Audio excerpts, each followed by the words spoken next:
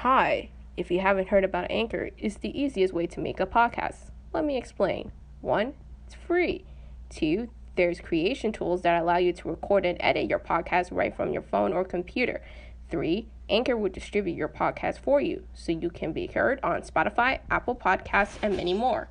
4. You can make money from your podcast with no minimum listenership. And 5. It's everything you need to make a podcast in one place. Download the free Anchor app or go to anchor.fm to get started. Enjoy!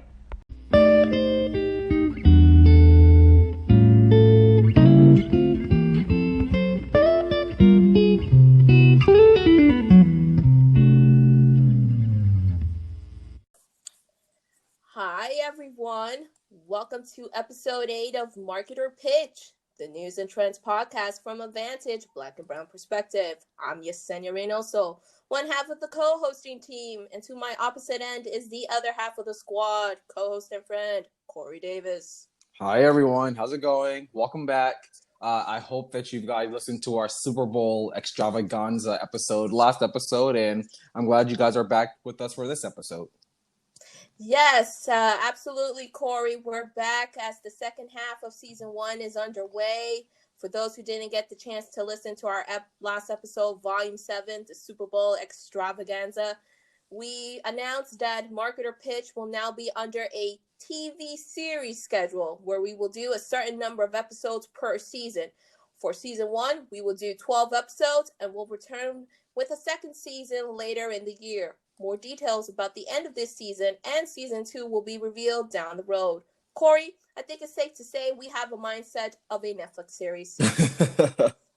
Yes, we do. And considering how much I watch Netflix and HBO Max and Hulu, it's just fitting that our podcast follows suit. I mean, they have become our inspiration. You can't say no to either one of those streaming services. So thank you, Netflix, Hulu, HBO Max, Amazon, Roku, and everyone else who has decided to follow in their footsteps. Yes. Well, also to catch up on all episodes and be part of the Marketer Pitch atmosphere, this podcast is available on all main podcasting mediums: iTunes, Spotify, Pandora, Amazon, iHeartRadio, and many more. Like, comment, share, subscribe, and email us at marketerpitch@gmail.com. All opinions are welcome. Yes, all opinions. And if you have any feedback for us or any topics you think you guys want us to cover, feel free to also email us and give us your opinion. We're very receptive. We can't say no to opinions, so please bring them in. I mean, we can say no, but we won't. Bring them in. We want to hear from you. Flow our inboxes. Even leave a review for us. We definitely want to hear from you. All are welcome. All right, my friend. This is one of the coolest dates of the calendar year. Can you guess what it is? No, I can't. Is it Valentine's Day? I know it's Valentine's Day. We just had that. So there's President's Day. No, you tell me. Well, I know Valentine's Day is right up the corner, so we'll deal with that a little bit later. But I'm talking about Chinese New Year. Happy Chinese Lunar New Year to all of our viewers. Yeah. 2020. Yes, 2021 is the year of the ox on the Chinese zodiac calendar. So in spirit of the celebration, buddy, what is your Chinese sign? Yes. How can I forget? Happy Chinese New Year, everyone. Last year actually was my first time going to a Chinese New Year parade. An actual live parade. That's when life was normal, right before quarantine and COVID happened, which, looking back, we probably should have been quarantining during last February. So yeah, last year was the first time celebrating Chinese New Year and actual celebration. And this year I'm going to celebrate it as well. I have some Chinese food just to nod myself. And I'm not sure what you do for the ox. So if everyone can just email me about what do you do for the year of the ox, I'm receptive to following suit. But my sign is a snake. So it's been, it's it's kind of weird because a snake just sounds, very deceptive and slithery and not good, but I like it. What about you? What is your symbol? Before I reveal my Chinese sign, they said that this year, the year of the ox, is going to be lucky and perfect for relationships. So take it with a grain of Okay. salt. Take it with a grain of salt, everyone. So this could be good signs for everybody moving forward. I'm typically the kind of person that is very much intrigued when it comes to Chinese zodiac signs because I think they're so mystical about them, especially with their history. So as for my Chinese sign, I'm a dragon. So it's That's the the most cool revered one. by far. It is the most weird creature in all of the Chinese culture. So people that are born under the year of dragon have hearts full of adventure and romance. But also at the same time, it's pretty hard for people to understand a dragon's mysterious personality.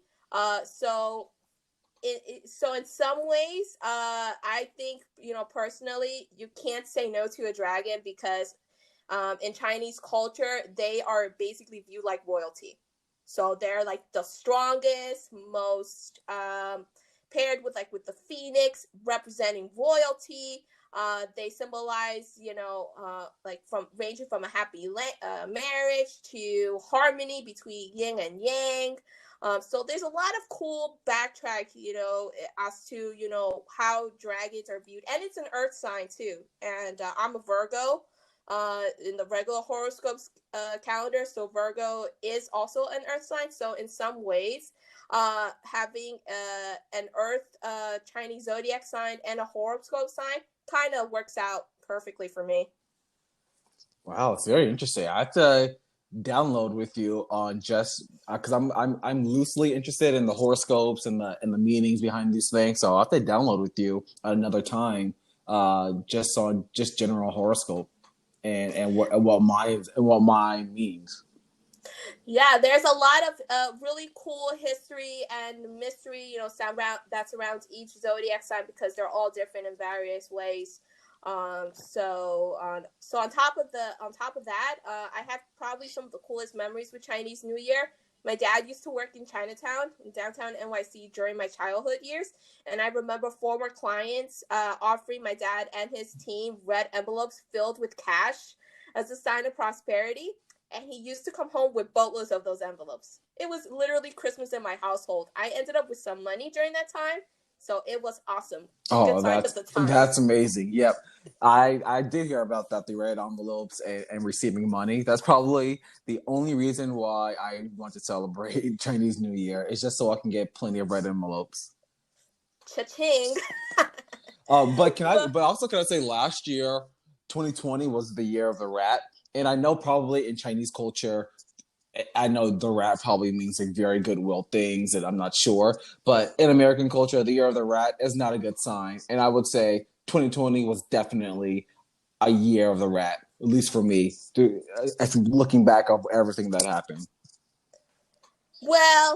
I think it kind of was deemed appropriate that the year of the rat turned out to be one of the worst years, for everybody. So technically speaking, I mean, no offense to the rat, but I think it was kind of symbolic. But we're now in 2021. Is the year of the ox, strength, brute force, prosperity, luck.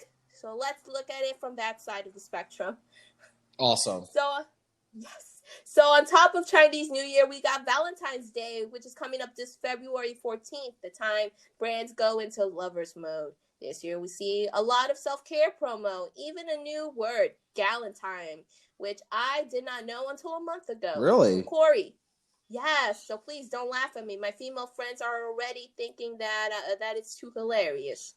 Uh, so, So I knew about Valentine's Day for quite a while. I probably say even 5 or 6 years. That's just because of which I'm not sure if this is where Galentine's came from or did they adopt it early on. But I'm a huge Parks and Recreation fan. That show that aired on NBC. I think from like the mid 2008 to like 2015 or 16. And on that show, one of the lead characters, Amy Nope, she created a Galentine's Day celebration, which was a celebration for her and her girlfriend to go out and just celebrate being friends and being, not necessarily doesn't have to be in a relationship, can just be friends and enjoying each other's company. And each year they had a Valentine's Day celebration. So I knew about Valentine's Day from that show. And yeah, I'm not sure if I thought the idea of Valentine's Day came from that show, but yeah, that concept I did know about, and I'm kind of jealous because we don't have a Valentine's Day. For a guy that knows more about Valentine's Day than moi, a girl who barely even know the word until just about a month ago, I'm gonna hit up with you later, and you can further educate me on the subject. I care more about self-care, self-love promo types for Valentine's Day, has been with every year, unless if a special someone enters into my life. But it doesn't matter how you celebrate your Valentine's Day, everyone. I hope everyone enjoys it. It's Lover's Day, so love yourself, love your partner. Even participate in Galentine's. Doesn't matter. I hope everyone enjoys Valentine's Day, which is up around the corner. Yeah, and I'm assuming by a lot of times people will start listening to this episode, Valentine's Day would have passed. So hope everyone had a Valentine's Day if you're listening to this episode after Valentine's Day, and hope it was very special for you. Because even if you're in a relationship or if you're not in a relationship, just feeling the love in that we're all alive and we're healthy in 2021, that's celebration enough. Thank you, my friend, for emphasizing that point. And with that, it is time for us to dive into the show. We got double news headlines of the week and the return of our respective ad chats and bulletin board segments. So let's get started. First up is headline number 1 of the news headline of the week. Super Bowl viewership drops to multi-decade low for the NFL, the most streamed game ever by Deadline. Figures released Tuesday morning by CBS Sports. The big game had a total audience of 96.4 million viewers on CBS and a bundle of platforms and outlets, according to Nielsen, confirming suspicions that many had even going into the matchup between the Tampa Bay Buccaneers and the Kansas City Chiefs. That's the least watched Super Bowl in recent history. So now that we're following up on our Super Bowl Extravaganza episode, Corey, thoughts? I'm actually a little surprised just because I figured viewership would have been up. Maybe not the highest ever, but I thought viewership would have been up just because more people are at home because of the quarantine, because of their last weekend, Super Bowl weekend, there were big winter storms across the whole country. There are certain cities that are actually snowed in with feet of snow where they couldn't leave their home, big cities. So between the weather, between just being quarantined, I assume that more people would be home watching the Super Bowl because it's the biggest event. So the fact that it's one of the lowest in a few decades, to me, is very shocking. I don't know what's the reason behind it. I don't know if people have Tom Brady fatigue and are not interested in watching that. Do people have NFL fatigue? We all know that the NFL's ratings have been going down over the past two or three years. This year was no different. Some people attributed that to just the politicized nature of kneeling for the flag, or some people can criticize that for the NFL's non-response and criticism to players who do want to kneel for the flag. So it's just interesting to figure out why the NFL is going down. And this is just a big trend going to next year. The NFL has to look at what's the reason for the ratings evaporation. Is it that more people are less interested in watching the games, or are people just not interested in sports? NFL is also not immune, not the only sports that has lower ratings. The NBA championship that was held in the bubble back in September, that had the lowest ratings ever for an NBA final championship, MLB as well, and also the NHL. So all sports leagues are seeing evaporated ratings. And I'm very curious to see what's going to be done to kind of put a button to stop the negative flow from ratings. Well, you have to look at this from two sides of the spectrum. First, 91.6 million. Again, 91.6 million on CBS alone. It's still one of the excuse me, the 2021 Super Bowl was still the most watched show of the past year. Typically, most Super Bowls, especially over the last several years, was over 100 million. You also have to see that Super Bowl 55 was also the most live streamed game in history, averaging 5.7 million viewers per minute. So it went up from 2020's previous statistic. So we already know that live streaming is cementing its mark in its own way, one of the 2021 trends, which is already shaping up to be that way. But are we seeing the beginning of decline in the NFL? The hard armor has been hit. The reality is there is no surprise when you look at it from all different sides of the spectrum. Despite the technical and cultural efforts to make the COVID-19 restrictions of the game a non-event, you know, the truth of the matter is that the action on the field was just not as dramatic or hyper that many experts, sports analysis, as well as, you know, advertisers and programmers were anticipating. Obviously, the two less than top market teams participated, so that was, you know, a contributing factor. Many people decided to click elsewhere. And it became more evident as the game progressed, due to the score, that the game was simply flat out boring. It became a blowout. Everybody was perhaps maybe itching for that again, that big goat versus little goat, a much more closer game. Turned out not to be the way that it was when it was first anticipated. But despite the best efforts, the NFL did had a 10% drop in ratings on average this season after 2 years of increases. A fall, which you can't help but wonder if there's a combination between the COVID-19 pandemic, its safety protocols, as well as cultural and racial justice, and a schedule that sometimes, went completely off the rails due to players testing positive during the season. And as you mentioned, Corey, other sports leagues have also taken a hit in terms of ratings. So this is going to be pretty interesting to see, if the decline further continues through all of those combinations, or this is simply just one blip in the radar. Yes, and I do want to add that just for a footnote, if people are interested, the highest Super Bowl ever was 6 years ago, and that was the 2015 Super Bowl with Tom Brady was in there as New England Patriots versus Seattle, and that notched nearly 115 million viewers. So to go from 115 million viewers six years ago to 96 million viewers, that's a pretty big drop within 6 years. Yep, and again, we're gonna have to take a look and see if it's just one blip, or if this is a sign of a decline coming. Onward to the second news headline of the week from Pitchfork.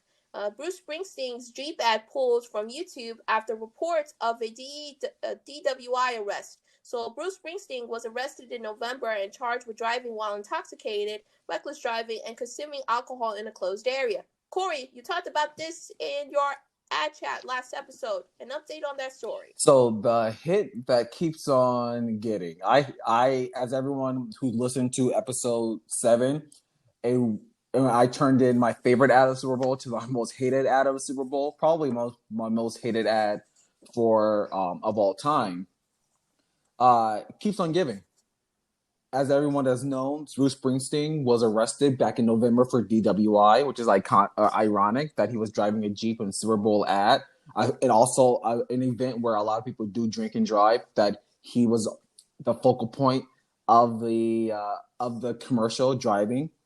But neither here nor there. To me, it's just another misstep with Jeep.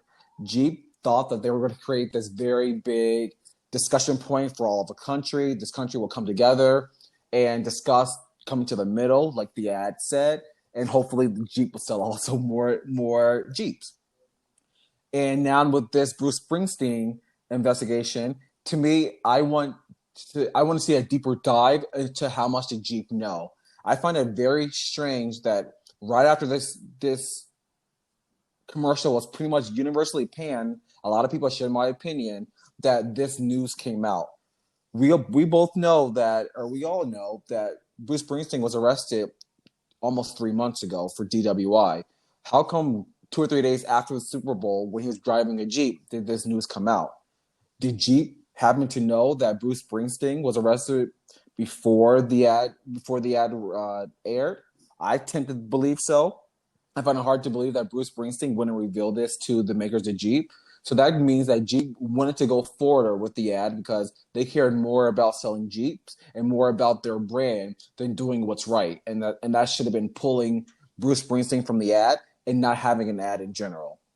So these companies need to realize that they're on alert. When they do things that are foul, when they do things that are not right, there's going to be people out there immediately between Twitter, Instagram, and all the rest of social media to call them out on their BS. So for me, I feel like Jeep is definitely in the doghouse this week between the commercial and also between their inaction of not pulling this ad because they had to know that Bruce Springsteen was arrested for a DWI 3 months ago. Well, it's been well chronicled that Bruce Springsteen has created some enemies in the past due to his political views, obviously due to the very toxic environment we're living in a country right now. If we all have a different opinion, but currently, if you think one way versus somebody else thinks the other, and if your viewpoint is different from others, then you basically become an enemy, which is aberrant. But I do agree with you from the standpoint that Jeep should have already known about Bruce Springsteen's DWI. And there was reports that Bruce Springsteen actually drank 2 shots of tequila and was actually under the legal limit. So again, there could be some bias, when the on behalf of law enforcement, when they decided, to move in and arrest Springsteen. Again, we don't, the details of the story are still coming out, so we don't want to jump into conclusions. But if you want to look at this from a PR perspective, Jeep should have never put that ad up in the first place if they knew that they were going to get some sort of negative reaction. So on top of, from a reputation and crisis management standpoint, they took a big hit, and it shows that, just like every other brand, we're now living in a woke culture or society where it is of the uttermost importance for brands to be literally in the heartbeat as to how all of these issues are being addressed. And also, you need to have a better mindset, as to the people who you're bringing into these ads, and do much better research, as to whether or not these individuals that you're bringing in to represent you have any skeletons in the closet. And if they do, the brands have to be on top of it 100% to ensure that any messaging or storytelling that comes out of it does not reflect in a negative stance. And Jeep should have known better than that. That's a good point. And I'll just end on this note. Jeep spent $6 million for a 30-second ad just to deal with controversy. So they spent $6 million to have a PR nightmare. Very, very, very interesting. And we'll leave it off with that point, my friend. So we wrap up the double news headlines on the week, and then we move forward to Corey's ad chat, where my good friend Corey Davis talks about a specific topic within the advertising marketing industry that caught, that made headwaves. So Corey, oh, so formal, Corey Davis. I feel like you're my teacher when you said that. I'll try to be a little bit less. No, it's no worries. It's no worries. I like that. So, hello everyone. My ad chat for this week comes to us from Thrillist.com, who has an article titled "Wendy is on a brutal roasting spree and everyone's getting burned." So the story went viral over the past few days. Not the story in Thrillist, but what Wendy actually did has been going viral over the past few days. So the story is about a holiday that just happened last week. Not Valentine's Day, not Chinese New Year, what we talked about, but National Roast Day, which fell on Thursday, February the 11th. What is National Roast Day, you may ask? Did you know what National Roast Day was, Yesenia? You didn't know Valentine's Day till a month ago. Did you find out National Roast Day a month ago? Oh my God. I have a better idea as to what National Roast Day was all about. So you knew that, you just didn't know Valentine's Day. Yes, because I knew Wendy started that 3 years ago, where they basically decided to roast anybody and everyone. But I'll let you further elaborate. Yeah, so you brought up a good point. We're like tag team in my ad chat. So the holiday created in 2018, Wendy's decided to use their talent for good by creating hashtag National Roast Day, which is everyone's favorite made-up social media holiday, where the Wendy's account on Twitter fires off as many roasts as possible in a 24-hour period. So they took a break last year, and after a 1-year hiatus, it returned last Thursday, the February the 11th.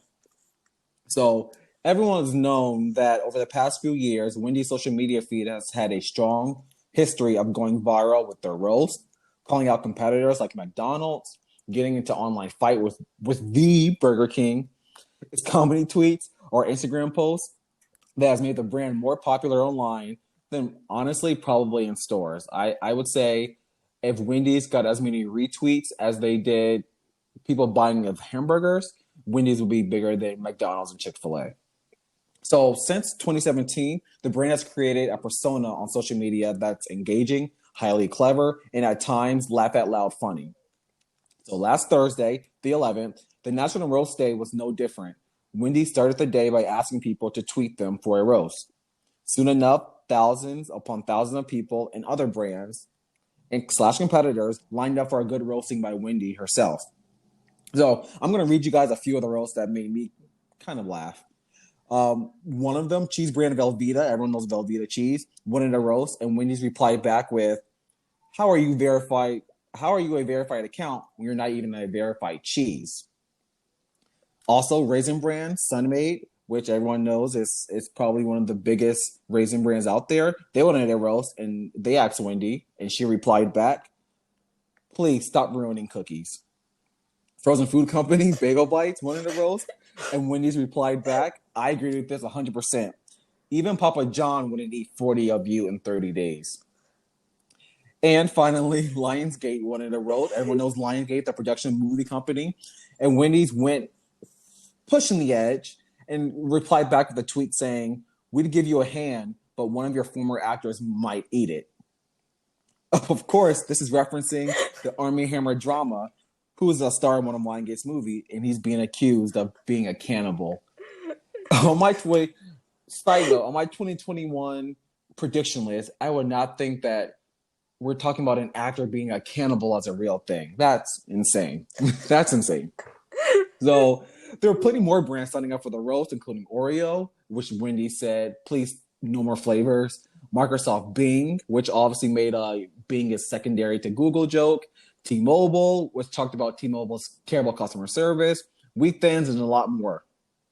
So I'll ask all of you just to take a second of your day, if you haven't, to go on Twitter, Wendy's account, and just read the funny tweets.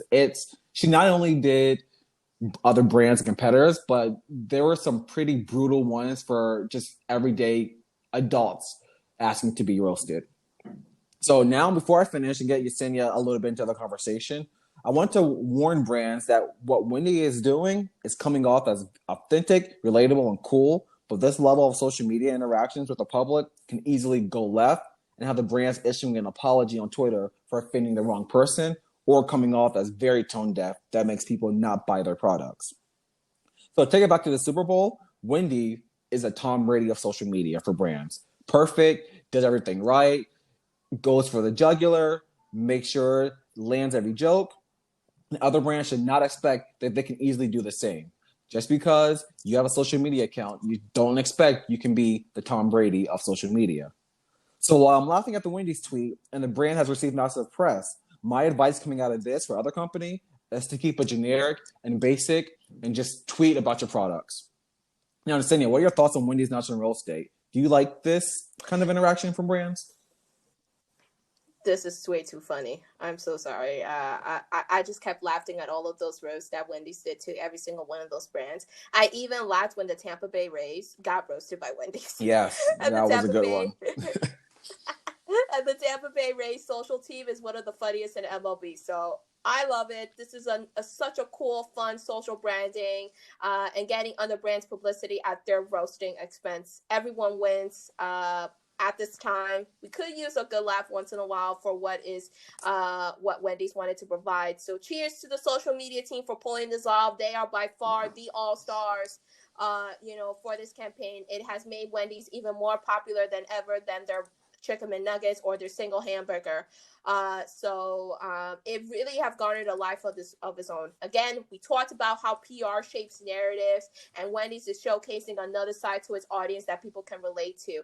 We could use a roast once in a while. Why not? Brands can do it. Just be ready if you do decide to get roasted. Please don't take it personally. That's the only concern I could bring to the table. And you echo this yourself, Corey, in your chat. People and companies may not find it funny.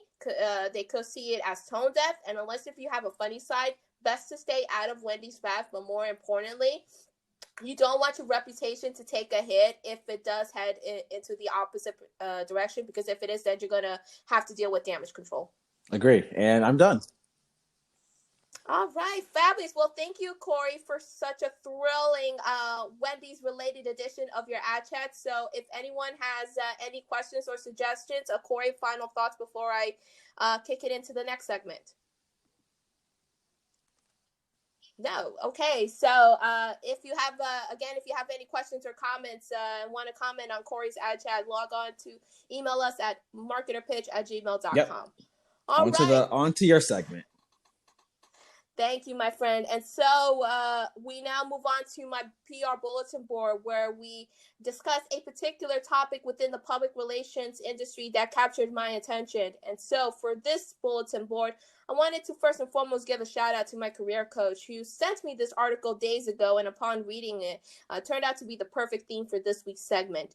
By now, everyone knows the Robinhood GameStop stock fiasco. Wall Street drove into chaos. But what about the brands themselves? Did they suffer a brand hit? Oh, yeah, a big fat yes. Just look at Robinhood. They basically committed communication suicide by not taking appropriate action in real time. Forbes' article, Robinhood shoots itself in the foot with arrows.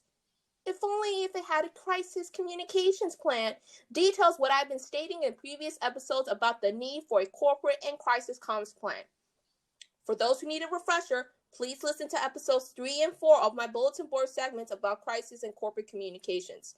As you can see, Robinhood learned a costly lesson. Your name and reputation, along with any type of communications failure, can bring continuous black eyes. And within a few days, Robinhood, which promoted itself as the quote-unquote democratization of stock trading, went from being held for providing us services that benefited every single one of its users to becoming a laughingstock in the financial world.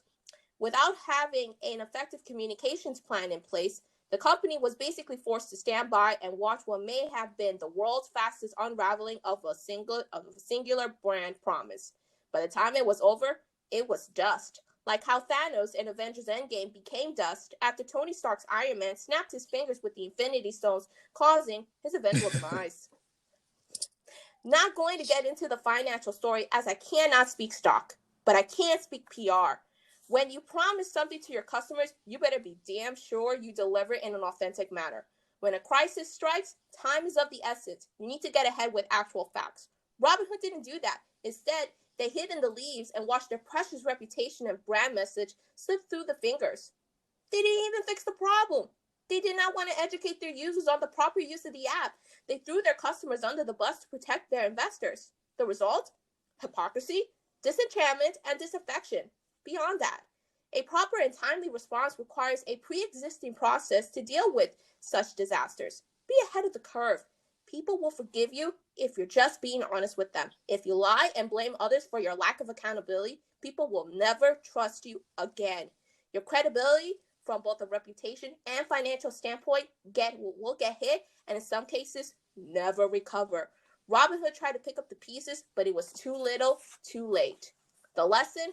Have an emergency crisis communications plan plus contingencies. You'll never know when a crisis appears.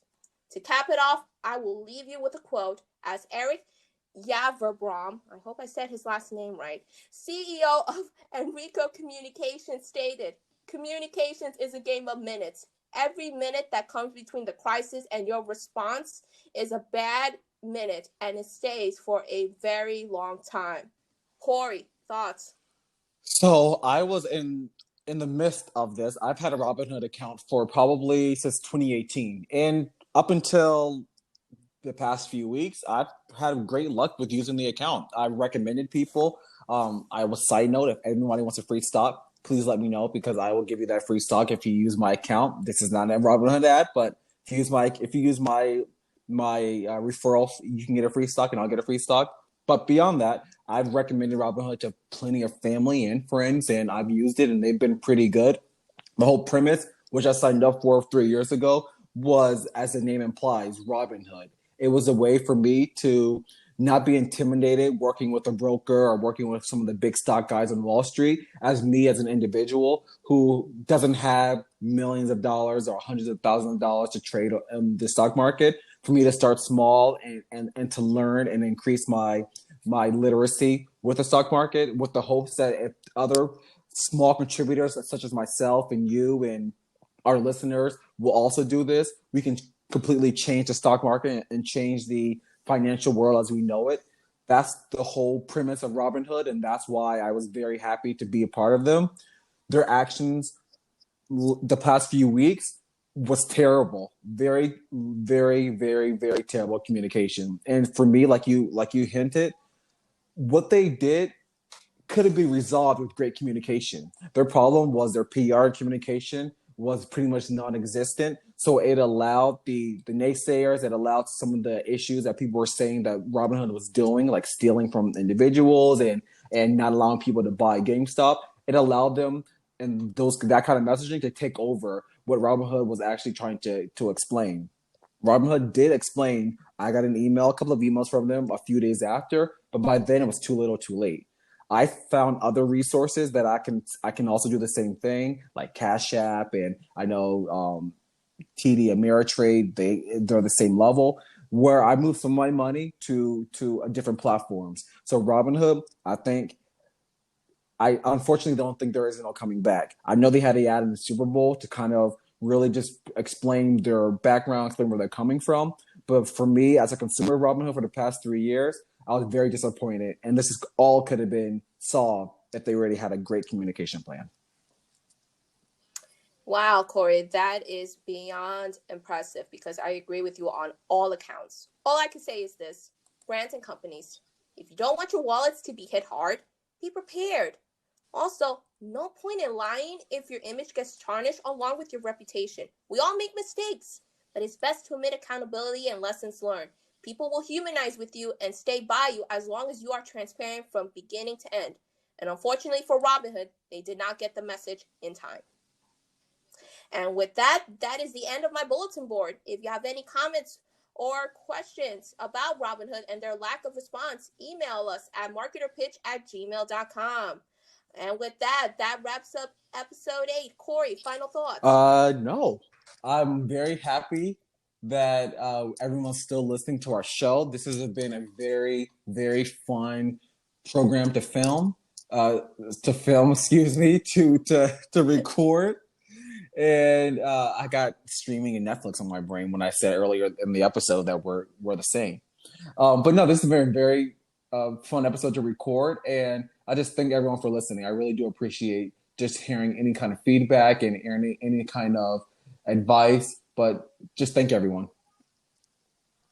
All right, my friend and everyone. Now, I know in episode 7, we mentioned discussion about meditation. Well, tune into episode 9 because that is in fact happening. So giving everyone a little sneak peek as to what's coming up. But either way, thanks to everyone for tuning in. Email us at marketerpitch@gmail.com to comment on today's show. Listen to all 8 volumes on major podcasting mediums. Share, like, comment, subscribe, and even leave a review. And we'll see you next time for episode 9. Take care. Bye.